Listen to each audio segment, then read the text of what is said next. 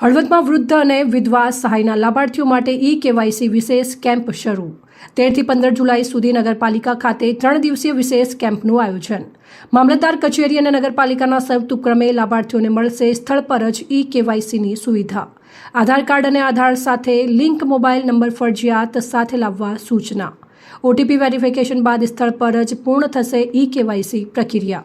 વૃદ્ધ અને વિધવા સહાય યોજનાના તમામ પાત્ર લાભાર્થીઓને નિર્ધારિત તારીખો હાજર રહેવા માટે અનુરોધ। સહાયમાં વિધવા સહાય અને વૃદ્ધ સહાયમાં બે પ્રકાર છે, ઇન્દિરા ગાંધી અને નિરાધાર વૃદ્ધ। જે લાભાર્થીને પેમેન્ટ ચાલુ હોય, દર વર્ષે હયાતીને ખરાઈ કરવાની થતી હોય, ફર્સ્ટ ટાઈમ ઓફલાઈન હતું, આખરે ઓનલાઈન છે, જે એપ્લિકેશનના માધ્યમથી લાભાર્થીને બોલાવે છે અને આખું કેપ્ચર કરી એમનું કેવાયસી કરવામાં એટલે એમની હયાતીની ખરાઈ થાય છે।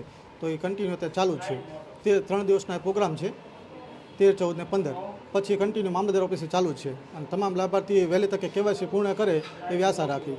નમસ્કાર, મામલતદાર શ્રી તથા તંત્ર સાથે રહીને હળવદ નગરપાલિકાની પ્રિમાઇસીસમાં સરકારશ્રીની જે વિવિધ યોજનાઓ છે એ યોજનાઓ અંતર્ગત જે ડોક્યુમેન્ટ હોય છે એના આધારે યોજના અંતર્ગતના કાર્ડ ઇસ્યુ થતા હોય છે।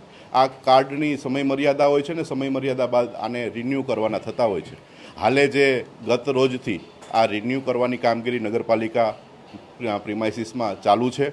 આજે બીજો દિવસ છે અને આવતીકાલે પણ આ કાર્યક્રમ થનાર છે। તો હું આપના માધ્યમથી તમામ શહેરીજનોને કહેવા માગું છું કે આપ વધુને વધુ આ યોજના થકી જે કેવાયસી જે છે આપના ડોક્યુમેન્ટ અપડેટ કરાવવાના છે તેના માટે તમને આપ પધારો। આપના ડોક્યુમેન્ટ અપગ્રેશન થશે તો આવનારા સમયમાં જ્યારે પણ આપને સહાયતાની જરૂર પડશે તો અપગ્રેશન થયેલું ડોક્યુમેન્ટ તમે તાત્કાલિક ઉપયોગ કરી શકો છો। આ અપગ્રેશન માટે થઈને ફક્ત તમારે કોઈ પણ આપનો હેન્ડસેટ મોબાઈલ લઈને આવવાનો છે જેમાં ઓટીપી થઈ શકે અને એક તમારું આધાર કાર્ડ લઈને આવવાનું છે। આ સિવાયના એક પણ ડોક્યુમેન્ટ નથી લઈને આવવાના।